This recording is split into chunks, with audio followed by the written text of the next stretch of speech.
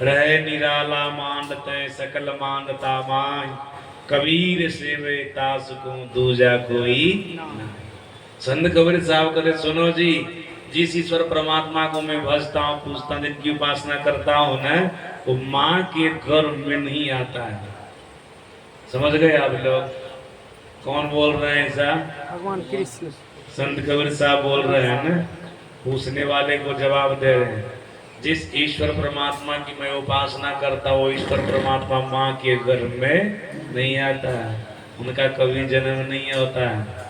सज्जन, आप लोग कहेंगे भगवान श्री राम का जन्म हुआ, भगवान श्री कृष्ण का जन्म हुआ, क्या ये भगवान नहीं परमात्मा नहीं है? याद रखिएगा, परमात्मा का दो रूप होता है। परमात्मा का दो रूप होता है, सगुण और निर्गुण।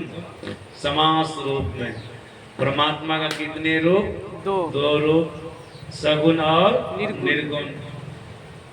शास्त्र कहता, महापुरुष कहते हैं परमात्मा का जो सगुण रूप है ना वो अवतार लेते हैं, लेकिन परमात्मा का जो निर्गुण रूप है ना वो कभी अवतार नहीं लेते हैं। निर्गुण रूप कहने का मतलब परमात्मा का वास्तविक स्वरूप, निर्गुण निराकार रूप। समझ गए ना? वो मूल रूप में एक ही रहते हैं। सज्जनों का कभी अवतार नहीं होता। अवतार किसका होता है?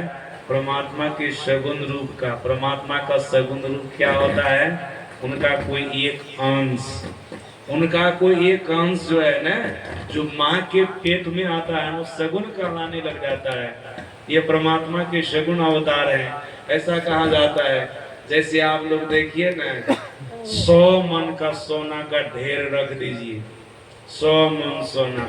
हम लोग तो देखो नहीं किए उतना सोना, लेकिन बोल करके से आप लोग को सुना रहा हूँ, आप लोग भी कोई नहीं देखे होंगे।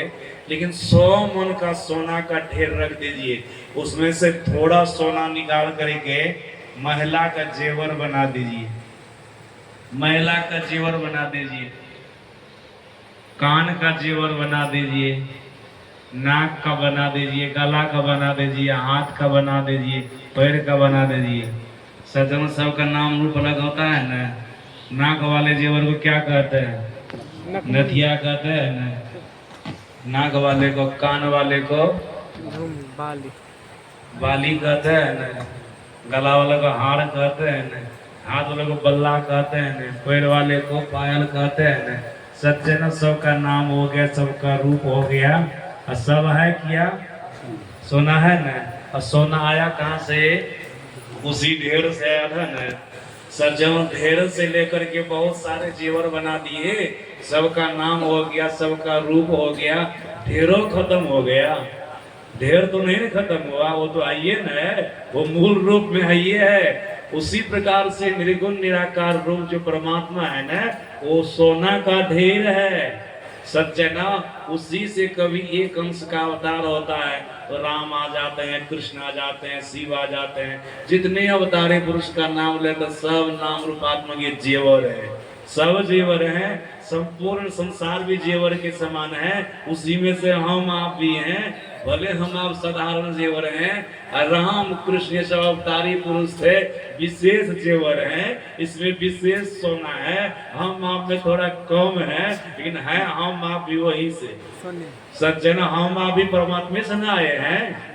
सज्जनों, संसार के वैज्ञानिक लोग कुछ बनावेगा तो संसार से कुछ लेगा तब बनावेगा। अब परमात्मा जो दुनिया को बनाया, हम आपको बनाया, तो किस चीज से बनाया? वेदांत ग्रंथ को पढ़ेंगे तो आपको पता चलेगा परमात्मा अपने से सब कुछ बनाया। सज्जना, सोना से सब कुछ बना, अनेक प्रकार के जेवर बने, तो सब में सोने न है। तो परमात्मा से संपूर्ण संसार बना, हम आप भी बने, तो हम आप क्या हैं? परमात्मा है न। भले अभी जेवर के रूप में है, हम लोगों का नाम रूप अलग अलग है, लेकिन है तो वही चीज, लेकिन साधारण है।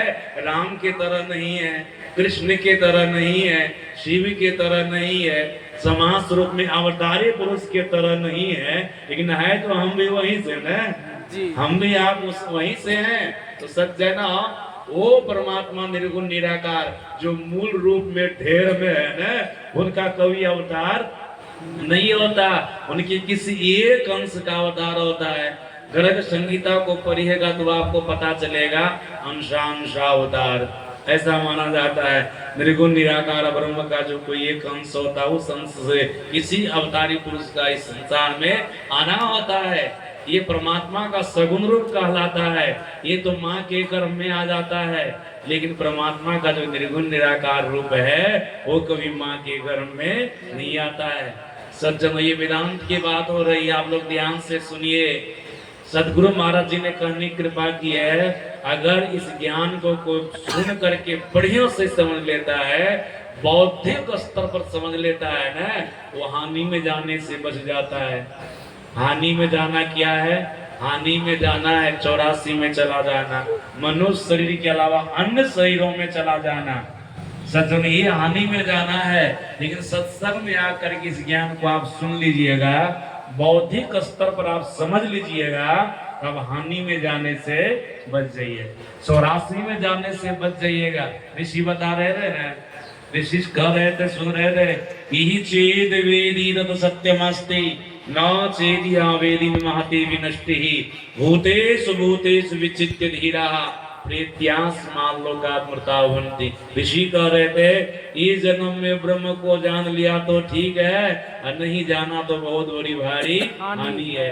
सदगुरु महाराज से कुछ बात गुरु से भी भगीरथ दास जी महाराज ने पूछा था, हुजूर ईश्वर को दो तरह से जाना जाता है, एक परोक्ष ज्ञान के माध्यम से बौद्धिक स्तर पर, दूसरा अपरोक्ष ज्ञान के माध्यम से, मतलब अनुभव करके। यहाँ पर कौन सा जानना है? ऋषि जो बोल रहे हैं, तो सदगुरु महाराज जी ने कहा बौद्धिक स्तर पर सुन करके, पढ़ करके अगर कोई परमात्मा के संबंध में जान गया ना, वो हानि में जाने से बच जाएगा। हकीकत में अगर अपरोक्ष रूप में अनुभव करके परमात्मा को जाने, तब तो जन्म मरण के चक्र से जुड़ गए, तब तो आवागमन के चक्र से छूट जाएंगे। लेकिन सुन करके अगर परमात्मा के बारे में बढ़िया से जान जाएंगे ना, याद रखिए, ये जानना आपको मनुष्य शरीर से नीचे गिरने नहीं देगा। इसलिए ध्यान से सभी लोग सुनिए, ध्यान से सभी लोग सुनिए। संत कबीर साहब कहते हैं, देखो जी, मैं उस ईश्वर परमात्मा की उपासना करता हूँ जो माँ के गर्भ में कभी नहीं जाता है। हमारे जो ईश्वर नहीं है, वो तो माया है।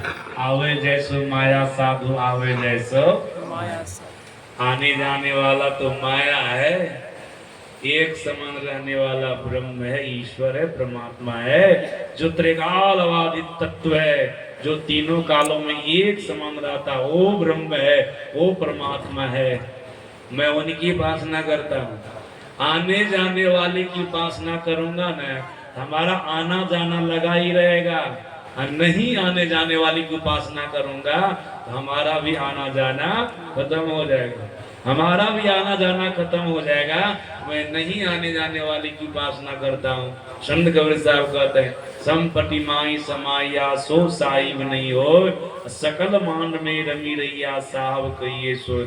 वह ईश्वर परमात्मा प्रकृति के अनुप्रमाणों में समाये हुए हैं। और सुनो, समा करके उसी में रह नहीं गए, फिर आगे क्या कहते हैं, रहे निराला मांड गए। मांड मतलब विस्तार, संसार, प्रकृति, इसमें होकर के परमात्मा इससे परे भी है।